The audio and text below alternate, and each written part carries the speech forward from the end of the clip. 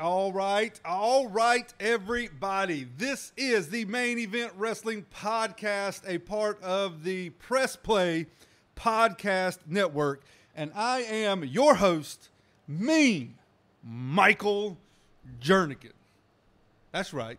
Do I sound mean? I don't think so. Anyway, I got my tag team partner with me, the one and the only, the icon, the masked man, if you will, Mr. Jam Patterson. What's happening? What's going on, Jern? Today is the first official Main Event Podcast episode, and we are going to talk about some amazing things coming forward with Clash of Champions. Yes, sir. This is technically episode 2, but for us, this is our real first main event show. This is where we are coming and throwing it in your face hard and loud, and we're going to be here every week. Yes, sir. Every week. Today is Wednesday. This will be online on Wednesday, but look for us every Thursday. I think Thursday is going to be our day.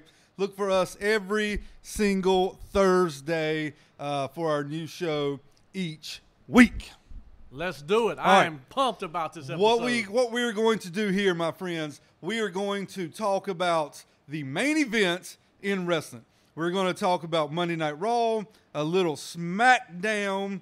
We are going to hit on a little AEW action. Yes. And then, of course, we will be talking about the Clash of the Champions pay-per-view coming up this Sunday night from our town. Flair Country. From North Carolina, where we're Charlotte, by God. Right now, we are in North Carolina right now. So, let's get things started with Monday Night Raw this past Monday, coming to you live from Madison Square Garden in New York City, the mecca of professional wrestling, if you will.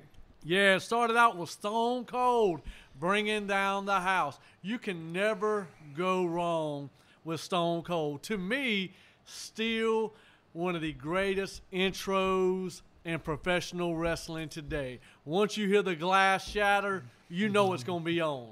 I have mixed feelings about this. Here's why. All right, let's hear it. One, I love Stone Cold. Right. Everybody loves Stone Cold, right? But you love AJ Styles. I do love AJ Styles, but that's got nothing to do with this. All right, what you got? I love Steve. I think Stone Cold was the biggest star in professional wrestling. I think Hogan had a longer run than Steve Austin did, but I think at Steve's height in 98, 99, 2000, I think he was up there with Hogan in 86, 87, and 88. I will say this. Stone Cold, to me, saved WWE when it came to the Monday Night Wars. Oh, yeah. He was the top draw. No question. Everywhere. No question.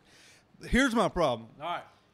Obviously, there has not been a star as big as Stone Cold since he retired in 2003, I believe it was.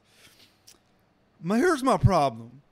You bring him out, one, because it's a big show in New York City. Right. Two, this is the first Monday Night Raw going up against Monday Night Football. Right. Three, if Stone Cold wants to be on Raw, Vince McMahon's going to put Stone Cold on Raw. Yeah. No question. Here's my problem. When you bring Steve out, I think that, let me see here. I'll just put it clearly and bluntly. Here's what I'm saying.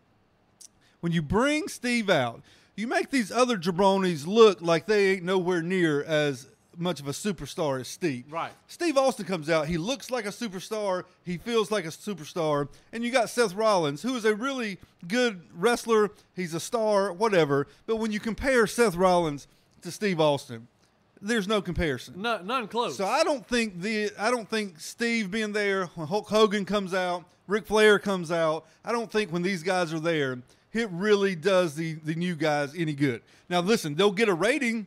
Right? They'll get people watching that don't normally watch, but I don't think it's doing any of the current guys any good whatsoever. The only problem I have with it, and I'm a Stone Cold guy, I love him. I love Steve. But I don't like it when those guys come back and they got to hit the stunner or the rock bottom or the choke slam from The Undertaker on a legitimate star today, because then you make that star look weak when it comes to the game. Because you look at it, AJ Styles, arguably one of the greatest wrestlers in the company today. And he takes a stunner to make him look a little weak. That's my problem I have with that whole episode or the segment in that episode. Now, I'm sure AJ loved taking the stunner. Oh, I agree. I mean, shoot, that's like us. We're big basketball fans. That's like us playing horse with Michael Jordan, right? Like, right. We're going to lose, but we would love to do it. Yeah. But I agree. I'd like to see some old guys come over and get beat down. Yes, and let's see. I don't know about Steve. I don't know if you want to do this to Steve Austin or not, but have the Fiend come out, put the mandible claw on Steve Austin. I really looked for that to happen last night, and we'll get into that later on, but I really looked for that to happen, and it didn't. Let's just jump ahead. What if the Fiend would have come out, put the mandible claw on Steve Austin on Monday, did it to The Undertaker on Tuesday? Oh, he is huge. I mean, he's already huge right now. But you just took out Stone Cold and The Undertaker on back-to-back nights. The place would have went crazy. All right, back to Monday Night Raw. So Steve Austin comes out, opens the show in a total superstar entrance, has a contract signing with Seth Rollins and Braun Strowman for Clash of the Champions for the Universal Championship match. Question: why does every contract signing have to take place in the ring? Or why does it always have to end in a brawl? Well, that's just par for the course. And the thing, here's what would be great. They had the contract signing. You saw Braun Strowman. He's a little on edge. He thinks Stone Cold's going to turn on him. To me, DTA, baby. Don't trust anyone. It would be great if at Clash, Stone Cold turned on Seth Rollins. That, to me, would be great because they seemed like they were boys, you know, handshaking, doing the what chant, having a good time. And then have Stone Cold turn on him at Clash. That way, Rollins doesn't look weak, and you still got them both being strong characters at the end of it. You got a Stone Cold impersonation? I don't. Come on. I don't have it. I wish I had the voice for that, but I do not have a Stone Cold. Come on, Jane. What? What? Well, daggum, son. Yeah. I'm Stone Cold Steve Austin from Victoria, Texas. That's all I got. That's all I got. You got more than me. All right, so the OC come out, AJ Styles and the boys come out, interrupted the contract signing after the contract signing. So the contract got signed.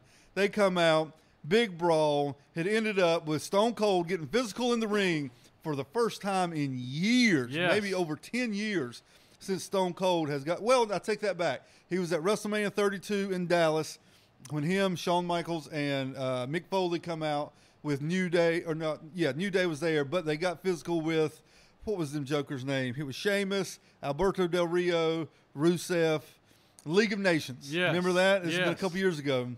League of Nations, they come out and he got physical then. So I take that back. But Stone Cold laid out AJ with a Stone Cold stunner. Laid him out twice. He laid him out after the episode of Raw went off at the end. So AJ got to take two of them and sold them greatly. I was immediately taken back to like 1998, being up late as a junior in high school, watching Stone Cold hit McMahon with the Stone Cold Stunner. Yes. It was classic stuff. All right, next up, let's talk about one of my favorites, maybe my favorite. That would be the 9-time women's champion. Yes. From Charlotte, North Carolina. Woo! From the Queen City, Charlotte Flair and the man, Becky Lynch. Whoa. Your boy, Ric Flair, suing WWE. Look, I love me some Flair like you do. But this is the one time where I think Flair has gone off his rocker. And here's what I think is happening. If you haven't heard, Flair is potentially suing the WWE over the trademark, the man. He feels like it's his. They've been using it for Becky. Apparently, Becky got permission from Flair. He was cool with it, but now he wants to get paid. Yeah, he thought that they were only using it when she was battling Charlotte at the beginning, and they were going to drop it. Here's what I think is going down. You want some inside scoop? Let's hear I got it. Let's hear Here's what I got. You know, we're looking at the Antonio Brown thing that went on with the Patriots. Uh-huh. All right? I think that was orchestrated with the Patriots a year ago. I think that going to Oakland was never going to happen. What? It was all set up for Antonio to go to the Patriots. Do you think Tupac's still alive? Yes. Biggie? Yes. Elvis? Yes. Okay, go ahead. So I think here's what I think. I think Flair is trying to get away from WWE, and he's going to go with AEW, and he's going to join Arn and Tully, and they're going to bring back like a horseman stable, but they're going to run it. Flair wants to go to AEW to be with his two boys over in AEW, but he's got to, I guess in a better way to say it, he's got to piss off the WWE brass. He's got to get fired. And get out of there because Triple H has unfollowed him on Twitter. He's kind of shut him off, all these other guys. And so I think he's trying to create enough waves where they can say, Flair, your Legends contract is up. You're done. And he's going to go to AEW, and he's going to have a short stint there, not wrestling, but just being on TV. The man about died twice. He ain't going to wrestle. He's going to be on TV with Arn and Tully one last time. Ain't happening. Yes, sir. He is a WWE man. I think of him as a WCW man. But he's WCW. He's a WWE man. His daughter works there. Yep. It ain't happening. But although, they're feuding too over this. I Him heard, and Charlotte, I read. Having that. I will give you the quote from Arn Anderson that I think describes Ric Flair perfectly when it comes to money. Let me hear it. I will slap my mom in the mouth for 50 cents. And so what Flair is doing, he is basically slapping WWE to get out of it, and he wants to go to AEW for one last chance with Arn and Tully. And when it happens, by God, you heard it on the main event podcast first. You heard it here. However, I would love to see Flair, Arn, Tully in an interview segment with Tony Schiavone or Jim Ross holding the microphone one more time. Talk to me. It could happen, Jern. I would love to see it. And you heard it here first, people. You heard it here first. All right, back to 2019. We had reminiscing big right we there. got some more reminiscing coming later. We had Becky Lynch, the man. Becky Lynch. Flair, don't sue us because we say that. My bad. The man, Becky Lynch, and Charlotte versus Bayley and Sasha. How you feel about bad guy Bayley? I love it. Do you? I love it. The hug thing, that was cute. It was good. Would you give Bayley a hug? Man, yeah, and I grabbed. Easy. Easy. But I'm telling you, I love her and Sasha as a bad team. I think they're great heels. Sasha Banks is a great heel. Sasha's a much better bad guy than she is a good guy. No question. So, she's a great heel. So I love what they're doing. We're old school. Yeah. Anytime you can give someone a beat down with a chair and give it to a couple of people, yeah, I'm all about that life. I agree. And so I think turning her, because, they wanted to do it with John Cena years ago. Yeah, that was he the never word. Would do it. Hell, that's not what I heard. I've read reports were that Cena wanted to. He even had some new gear made. Really? And then Vince changed his mind. And so Bayley kind of has that kind of thing that John Cena has, the lovable character. Yeah. And so for her to turn bad, I love it. I applaud it. But know this, Bayley. You go down Sunday night. Know that. I do think that Bayley, bad guy or bad girl Bayley, I'm fine with. But I think she needs to do something different. She's got to have some different intro music. Yeah. She can't have that same thing. Dang, dang, dang. When they have the inflatables. Yes. What she should have done was last week, her first week of being a bad guy, she should have come out with some scissors and stab them jokers. Cut them things and just off. Watch them just kind of fall in slow motion. Kind of do like the Flair thing where you go to hug the kid, and when the kid leans over, you back up and kind of strut off. Now, I don't think you got to just wake up one day and start wearing black and black eye makeup, whatever. Right. I don't think that, but I need to see something over the next couple of weeks. Like if you got to be dirty in the ring. Yes. You got to poke some eyes. Say, do everything you can to get away with it. Like Sunday night at Clash of Champions with Charlotte, I want to see her. If she wins, she needs to win holding the tights. She needs to win with a chair shot. Right. She's got to do something like a brass bad guy. knuckles. Yes, pull them things out of her tights. Roll a quarter, something. Yes, something. I want to see real bad girl Bayley. I want to see there's a difference between bad girl Bayley and huggable Bayley. Yeah, I agree 100% there. I think this match, Becky and Charlotte versus Bayley and Sasha, was the best match of the night by far. Now, AJ and Cedric had a really good match. Ricochet, Samoa Joe, and Baron Corbin had a good match. Right. We'll talk about that in a minute. But Becky, Charlotte, and Bayley and Sasha. To me, I tweeted, when it comes to the women's division, I think they sell it better than the men. You think it's really personal. Like, you go back to Charlotte and Sasha when they were exchanging titles back and back.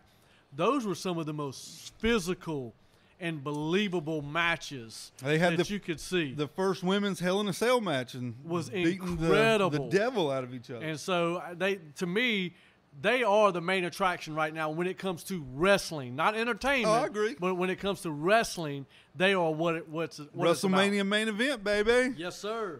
So Becky and Charlotte picked up the win. Of course, Charlotte won with natural selection. She can put that on me. So that just further proves my point. She may be the greatest professional wrestler in the history. Will she win the title this week? Oh. I know you tweeted or said in a group text the other day that Vince never lets the hometown people win. Yes. Will that change this weekend? With everything going on with her dad, will this change this weekend? I didn't think about that. So does that change anything this weekend? Well, that's a tough call. We'll get there. We'll get there. We'll get the predictions in a minute. We'll get there. Good night. I don't know. Boy, I just gave you a whole new train of thought. All right, we had the King of the Ring semifinals going down with Baron Corbin, Ricochet, and Samoa Joe. By the way, can we all just take a minute and appreciate Samoa Joe? Man. That Joker may be the best talker on TV. Yes. He may be the most physical wrestler on TV. WWE. Right. Man, he's just good. Love Samoa Joe. So we had a three-way here because Ricochet and Samoa Joe had a double pin last week. I don't know why the referee counted the double pin, but I hated that. Whatever. So Baron Corbin wins. Ricochet hit the, what's the thing, the 630 thing that he does? Yeah, I like it, man. On Samoa Great Joe. move. Baron Corbin come in, threw him out of the ring, got the pin on Samoa Joe to go to the finals of the King of the Ring tournament. I've got to be honest, I thought this last week, and I believe it to be true today. We're getting King Corbin in the WWE. Sir. No, we're not. We're not. Listen, the King gimmick is a bad guy gimmick. Yeah, I agree. Very few have there been good guy kings. Bret Hart was the first King of the Ring, first pay-per-view King of the Ring. He won it. He was a good guy. 99% of ones after that were bad guys. The King is a bad guy gimmick. Who is the greatest King of the Ring? Booker. King come Booker. on, man. King Booker. Over Stone Cold? Stone Cold didn't do anything with it. But still, he's probably the greatest one to hold it. Now, I know somebody's going to hear that and think you're an idiot because that was the night that Stone Cold did the Austin 316 promo. To Jake. Just beat Jake the Snake. And here's the deal. Austin did that in June of 96. Don't worry about that noise, y'all. Austin's career really picked up in 97. There was a full year after that King of the Ring promo where WWE didn't really do a whole lot with him. So it's not, that kind of started the tidal wave of Stone Cold, but that did not really. Yeah, Vince brought him in terrible as the ringmaster. Yeah, but then after that, he won King of the Ring in 96. It's not like the following Monday he was the WWE champion. Right. That's not the way it worked. So King Booker was the best king. All right. Bad news? Bad News Brown? Barrett. Remember Barrett? King Barrett. Was a good one. Yeah, he was good. Sheamus was king. Owen Hart was good. King of Hearts in 94. He was good. But 95, you had King Mabel. Corbin's Terrible. not going to win it. No, Corbin's winning. All right. Then the main event, we had Seth Rollins, Braun Strowman, and the Viking Raiders versus the OC, my man Bobby Roode, and your man Dolph Ziggler. Yeah. I'll be honest. I love the combination of Roode and Ziggler. To me, they could wrestle in any era. Yep. They got that old school personality, but they also are fresh and good on the mic, very athletic. So I love that combination. So hands off to the glorious Zigglers or whatever they want to call themselves. I'll tell you what this reminds me of. Think back to a couple years when Drew McIntyre got called up from NXT to WWE. They immediately put him with Ziggler. They were tag team champions. And then they broke up and kind of gave Drew McIntyre the big push after that. I think that this could be similar. Ziggler's with Roode to help Roode out, to kind of get Roode over, and then they'll win the championship Sunday night, and then they'll end up breaking up. And hopefully Roode will go on to be in that U.S. championship section, Intercontinental section. And I'm all for putting Rude on SmackDown and let's see him and Kofi go for the WWE Championship. Dude, I wouldn't be upset. I mean, his greatest accomplishment was as a tag team with Beer Money back in Impact. Yeah. So, I mean, the dude has got talent. He's an incredible heel. I agree. I think they're going to win the title. Somehow Braun and Seth are going to self-implode. Yeah, they winning. And so somebody's going to get these hands, and Rude or Ziggler's going to wind up winning the match. And but I agree, and I hope that Rude does get that push. Yes, they alluded to that last night in the match. Braun Strowman had somebody pinned. I can't remember who it was.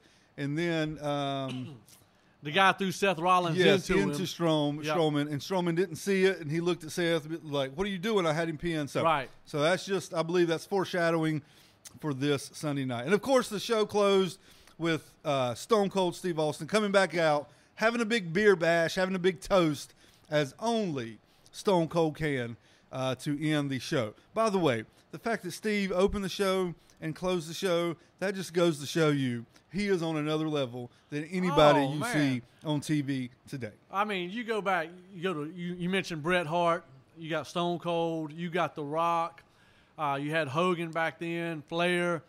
No one in today's roster is even close to those guys. No. And so, they had a little, social media war because, some of these new people don't like when the legends come in. But the thing is, if they were doing their job on a weekly basis, Vince wouldn't have to pull these guys in. I agree. And so, Roman Reigns don't have it. I mean, I know you love Roman Reigns. I don't mind. By the way, did you notice we didn't talk about him? Thank God. We're not going to when we get to SmackDown here in just a second. But Seth Rollins, I like Seth Rollins. Doesn't have it.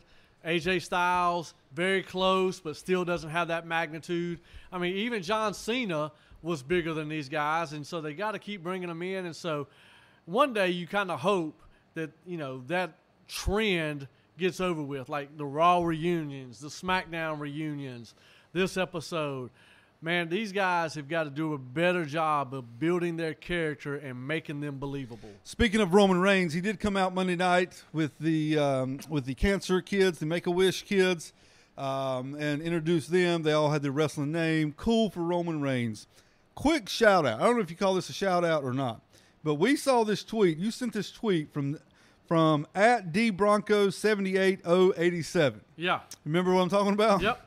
This joker said these words, tweeted this: "Still disappointed that the Fiend didn't attack those cancer victims. The opportunity to get nuclear heat naturally doesn't happen that often." Could you ever see a day where a cancer patient, a Make-A-Wish kid, got attacked by a bad guy in WWE? Look, that tweet, that guy right there is an idiot. I'm just going to go ahead and say it. An idiot. Look, we love wrestling, we love pro sports, but there are times when there are things bigger than that going on. No question. My dad passed away of cancer, and so when it comes to that stuff right there, I mean, I love the cure for Connor. Yeah. I do. I'm a big fan of it. I think that WWE does more behind the scenes for things than people realize. And so for that guy to say it would be cool for the Fiend to come out. Now, it'd be fool for me to show up at your house and beat you down with a ball bat because you're an idiot who's got a daggone phone that don't need to have one. Who would probably never go up to a cancer patient in real life and say, "Hey, I hope you get beat up on TV." No, idiot.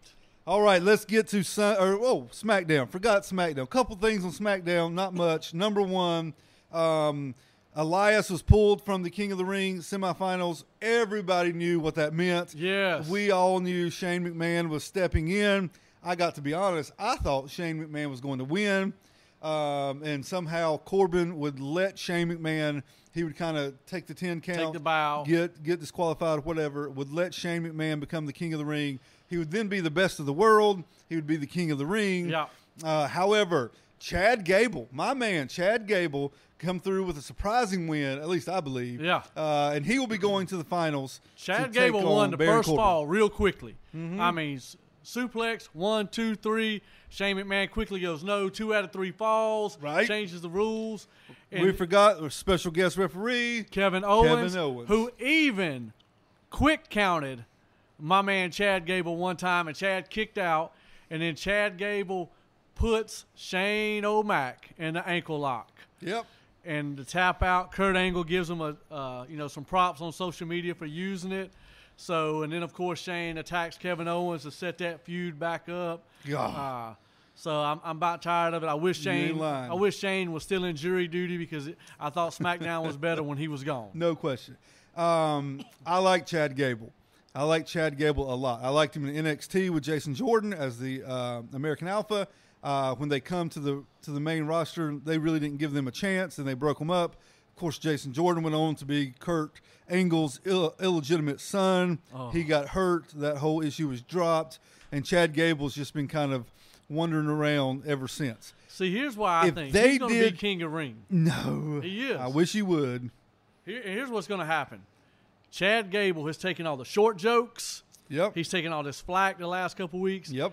Chad Gable in the championship of King of the Ring is going to turn ultimate heel. Stop it. And become an incredible bad guy because of all the scrutiny he has taken over the last few months, and it's going to put him on fire. Stop it. Stop it. Okay.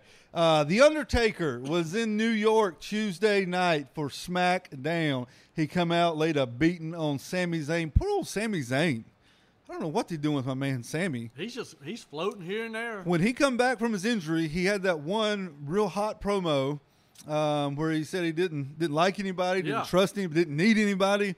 And then he mentioned AEW. Remember that promo he did in the ring? Yeah. He did mention AEW, and since then, man, he ain't done piss. I mean, you saw him. He was teamed up with who was he teamed up with last couple of weeks? That's Nakamura. Yeah. Yep. And that kind of you didn't see them together last night. So what's going on there? I was hoping they would keep them two together, and then of course, anytime there's a tag team, they're going to break up. It would lead to them breaking up and having a big match.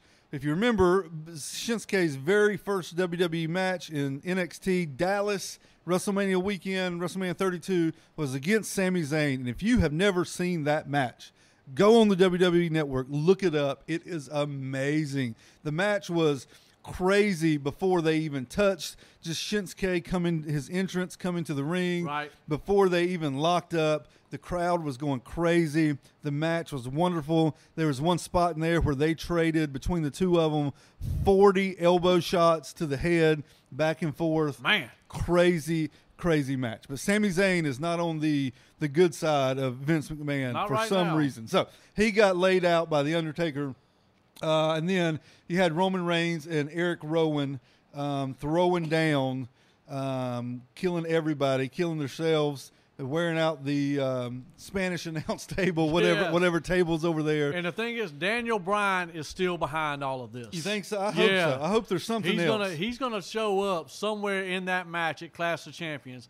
He is still the brains of all this. I hope so, because I'm cool. Like, you want to do something to get Eric Rowan to the next level, that's fine.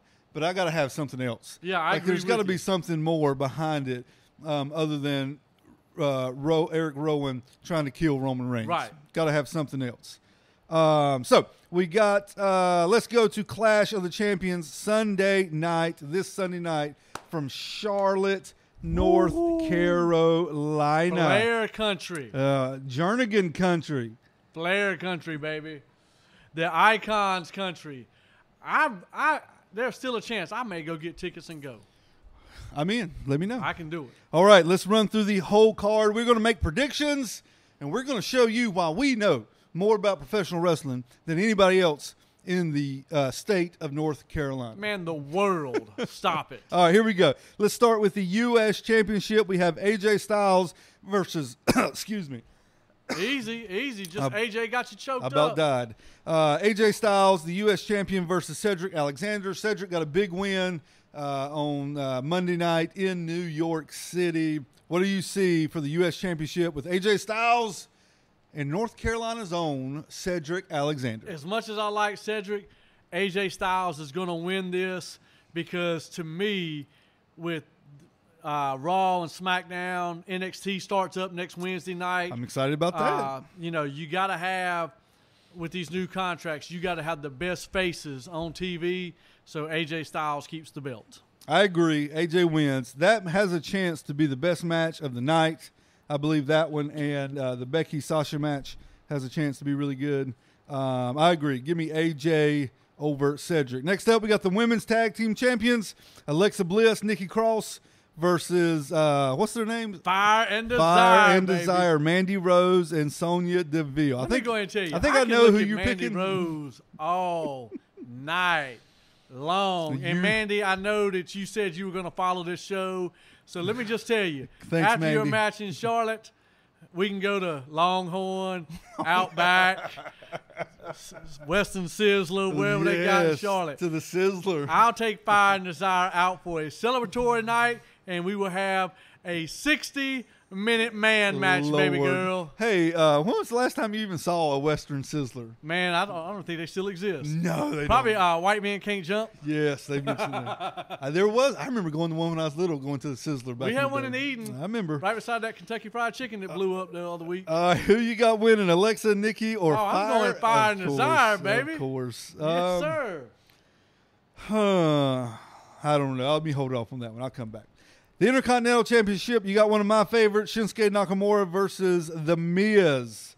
If Nakamura does not win this, then I'm boycotting WWE for 2 months. Yeah, I agree. I think Nakamura's going to win. Dude, I think he's so underused in WWE. No question. He is such a great talent, so I'm going Nakamura also. Miz had that big rivalry with Shane back around WrestleMania, and since then, he has not done His biggest one was him and Daniel Bryan on Smack Talk. Remember that with SmackDown? It really got him back to going. Yep. So, but I'm going Nakamura. And then you got the SmackDown Tag Team Championships. You got the New Day. You got Big E and Xavier. Xavier. He just left my mind. Big E and Xavier versus one of our favorites, a throwback with the Revival. Man, let me tell you. I'm pulling for the Revival. If the Revival don't win in their home state, I will probably throw a chair through my TV. I love Dash. I love Scott. Those dudes are incredible in the ring. I agree. The only way I see them losing if they haven't re-upped on their contracts yet. No, they have not. I would love to see them and the Young Bucks or the Lucha Brothers going at it in AEW. Next up, we got the Raw Tag Team Champions, Seth Rollins, your Universal Champion, and Braun Strowman versus Ziggler and Rude. I think we both agree Ziggler and Rude will somehow, there'll be tension, if you will, friction between the tag team champions. Oh, yeah, absolutely. And Ziggler and Rude will win the championship. The question is, who is WWE going to take the pinfall between Braun and Seth? That's the real question. Whoever it will be, Seth. You think it'll be Seth? Yes. Because he's going to keep the belt. Yes. So. Yes. SmackDown Women's Champion, what I believe to be the main event, we have Bad Girl Bayley versus Charlotte. I passed on it earlier, but I will say it now. Give me Charlotte to win the SmackDown Women's Did I change your mind? Champion. No, here's the deal. Let's hear it. SmackDown's moving to Fox in October. Right. There's a rumor of a big draft coming up. Yep. I think Fox wants a lot of the big names.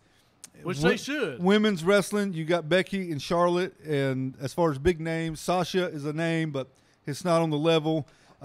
Give me Charlotte as your new SmackDown Women's Champion. See, I read that Sasha is going to beat Becky. Uh-huh. And then Becky is going to go to SmackDown because of that reasoning with the draw of Fox. Uh-huh. And she is going to immediately start a feud with Bayley, who is still going to be your champion. Well, who you picking? I'm still picking Charlotte. There you go. I can look at them legs all day long. God bless. Yes, sir. All right, we got a no DQ match between Roman Reigns and the man who tried to kill him, who tried to murder him twice, Eric Rowan.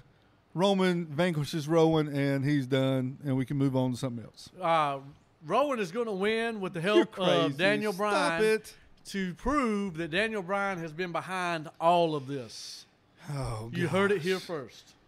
The WWE Championship match is Kofi Kingston versus Randy Orton. All I got to say about this match, Stupid, stupid, stupid. Man, you sounded just like Randy Orton Thank right you. there. I Thank like you. that. I'm picking Orton. I think the Kofi train has come to an end. Not yet. Not don't yet. think so? Not yet. I hope so. Not yet. I'm going Randy Orton. You going Kofi? Give me Kofi. Lord, help us all. Yeah, give me Kofi. My man called him out last night and said, where's your fake Jamaican accent you started your career with? I said, best line of the night. Go ahead, Randy. Raw Women's Champion, we have the man, Becky Lynch versus the boss. Or as Michael Cole says, oh my, it's boss time. Sasha Banks. Does that sound like Michael Cole? Yeah. Thanks. Look like him, too. I don't look like him. I'm going Sasha Banks, man. Michael Cole's got more hair than I got. So you got Sasha beating Becky. Yes, sir. She right now, I think she's hot, too. Like, with no, the crowd. I think no she's question, over. No question. I think the man gimmick is kind of running its course. And so I see Sasha Banks. This could be the match of the night. Could be. I think this could be a very physical match. I think you'll see a lot of stuff outside of the ring, and so this is my match of the night with Sasha Banks pulling off the win. Well, Becky's got to lose the belt sometime. She obviously hadn't lost it since WrestleMania. Right. Here's what I will say: if there's any chance of Shayna Baszler coming up from NXT to one of the main roster shows, either SmackDown or Raw, I would let Becky keep the belt and then have Shayna be the first one to beat Becky Lynch. Really? Yes. Okay. Shayna is undefeated in NXT. She's had the belt close to a year, the Women's Championship belt in NXT. Nobody's beaten her. Nobody's really come close. However, Rhea Ripley's there now, so we'll see what happens with that. But give me... Uh-oh. Think about it. Becky Lynch. Oh. The man. All right. Becky Lynch.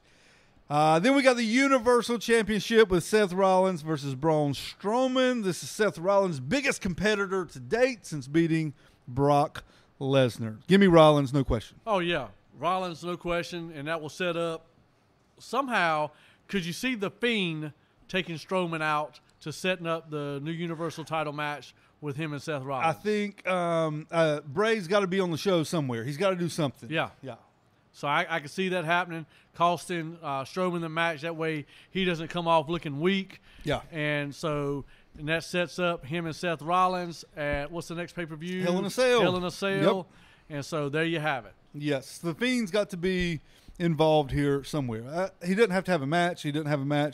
But he's got to do something to kind of get in the So he showed up last picture. night after SmackDown, Yep, went off the air and beat up the B team, his brother. Yes. Which you gotta like. Bo leave. But the Fiend is hot, so you gotta have him somewhere in the Clash. All right, speaking of Clash of the Champions, let's take a Clash flashback, if you will. Man, You like what I did there? I like it. Clash flashback. I like it. We're going to list off some of our fond memories, some of our great memories of Clash of the Champions. For some of you young listeners and some of you young WWE fans, do not believe that the Clash of the Champions only started with WWE pay-per-view. No, this is WCW's rival to back then Survivor Series, Yes, right? sir. Well, the first one was on March 27th, 1988. Yes. It was going head-to-head against, on pay-per-view, WrestleMania 4 from Trump Plaza. If you remember, that was the big 16-man tournament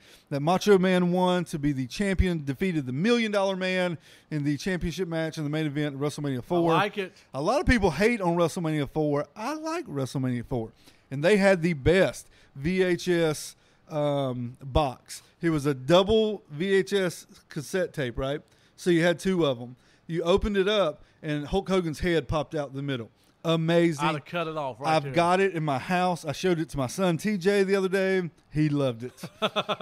He loved it. So the first Clash of the Champion was in 1988. Went head-to-head with WrestleMania 4. WrestleMania 4, headlined by Flair and Sting, going to a Yes. 45-minute draw. Sting credits Ric Flair for having this match, for putting him on the map. This was kind of Flair's or Sting's coming out party, Right. to saying, like, listen, I'm main event, baby. This is where the Sting money started. And this is when Sting made his name, was with Ric Flair at the very first Clash of the Champions. 45-minute time limit Yes, draw. sir. J.J. Dillon suspended above the ring in a cage, having to watch this thing go down. An incredible match.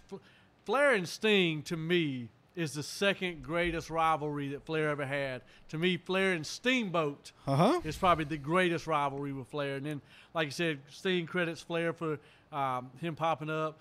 And, man, the battles they had over the years were amazing. Yep. And so I agree this is one of the top moments for the Clash of the Champions. They wrestled on the very first Clash of the Champions. Sting and Flair, if you remember, wrestled on the very last Monday Night Nitro. Yep. Flair was in a T-shirt. Thank God. And it was a sad day for Ric Flair fans like myself. Yes. Speaking of Flair and Steamboat, at Clash of the Champions 6 on April the 2nd, 1989, going head-to-head against WrestleMania 5, by the way, which did a huge number with Hogan and Macho Man after they split up, after the Mega Powers exploded. We had Flair and Steamboat. This is the second match of their trilogy. In 1989, Flair and Steamboat, 2 out of 3 falls match. Steamboat picks up the win and retains the NWA Championship belt at Clash of the Champions. Dragon, Ricky 6. Steamboat. Love it. Next up, I have maybe one of my favorite matches in the history of professional wrestling. What you got? Following the third match between Flair and Steamboat, the NWA was doing this deal where they had judges sitting at ringside. One of the judges from the third match, the third Flair Steamboat match, was Terry Funk. The Red Rooster. No, not Terry. I'm sorry, Terry Funk. My bad. He's Terry, in my next match. That's Terry Taylor. Terry Funk is in my next match after you get through with this. It's the same match. The I Quit match? Yes. Man. It's the same. Hang on. We got to just take a second. You disrespected the great Terry Funk. I did. With Chainsaw Charlie. the Red Rooster, Terry Taylor. Yep, the Chainsaw Charlie. We just lost all of our classic listeners that we have. All of our old school listeners like ourselves. Unbelievable. Do you remember much about this match? Oh, I remember it all. My favorite part is when Terry Funk has got the microphone and he's power drive Flair on the concrete, on the table, and he's bringing back Flair's memories. Remember the plane crash, Flair. Remember your neck. Remember your back. And then Funk had Gary Hart as his manager, and then the Great Muta come out. And who came out to save Flair? Sting. Yeah. And what did Flair do to repay Sting? Kicked him out of the Horseman a little after that. Beat him down. Yeah, I love it. A couple of months later. So, Funk was the judge of the Flair Steamboat match. After the match, he comes up and challenges Flair. That kicks off their rivalry that leads up to Clash of the Champions 9 in 1989. New York Knockout, where Flair beats Funk in an I Quit match. And, of course, the great Tommy Young, the referee, is in that match as well. Yeah. That is a classic wrestling match. I think, to me, Love it's the greatest match of all time. It's up. I mean, to me, yeah, the I Quit match is great. The only one that may run with it would be the I Quit match with Tully Blanchard and Magnum TA. And what does Magnum do? Takes that like the stick, the chair leg, and stabs him in the head. Yeah. Yes. Oh man, I wish they would do that today. I tell you, this Clash match between Flair and Funk in '89. I can remember waking up the next morning and like getting ready for school. And Mom was watching the Good Morning Show on News 2 in the morning. Lee Kynard was the guy's name. Remember Lee Kynard? Yeah, I remember Lee Kynard. Lee Kynard was his name. They talked about this match on the Good Morning Show here in North Carolina. That's how big of a deal it was. One more memory I have, Clash 27 from 1994. This was Hogan's first appearance on WCW after he signed with WCW. You had Flair and Sting unifying the NWA Championship belt and the WCW Championship belt. You had Scary Sherry, right? Yeah. You had Sensational Sherry there. She had been there's a storyline going into the match. She was choosing between whether she wanted to manage Sting or Flair. She got to the match. She had a mask on her face, pulled the mask off, had her face painted just like Sting all accounts, everything looks like she's going to be working with Sting, and then she turns on Sting in the end, and Flair wins the championship. Love and it. She goes with Flair. Love it. Of course, Hogan comes running out, trying to tell the referee what happened. It didn't matter. Hogan's a bum. That kicked off Hogan Flair in WCW for their Bash at the Beach main event in 1994. I love it, man. Those flashbacks are amazing. But with all that being said, the greatest memory of Clash will be this Sunday night when Charlotte Flair becomes the 10-time women's heavyweight champion. We can only hope, my man. It's going to happen. We can only hope. All right, everybody. This is the Main Event Wrestling Podcast with Jern and Jam. Hey, listen, we are a part of the Press Play Podcast Network. Look us up on Twitter. We would love to talk wrestling with you on Twitter. The Main Event Pod on Twitter. Look us up, man. We would love to follow you. We'd love for you to follow us so we can talk together. You can find us on iTunes. You can find us on Google Play. You can find us everywhere that podcasts are available. Hit that subscribe button. Hit that download button. It's all free, and we will be here with you every single week talking about the great sport, the greatest of them all, professional wrestling. Clash of the Champions this Sunday night. Check it out. I'm Mean Michael Jernigan. The Icon Jam Patterson. See you next week.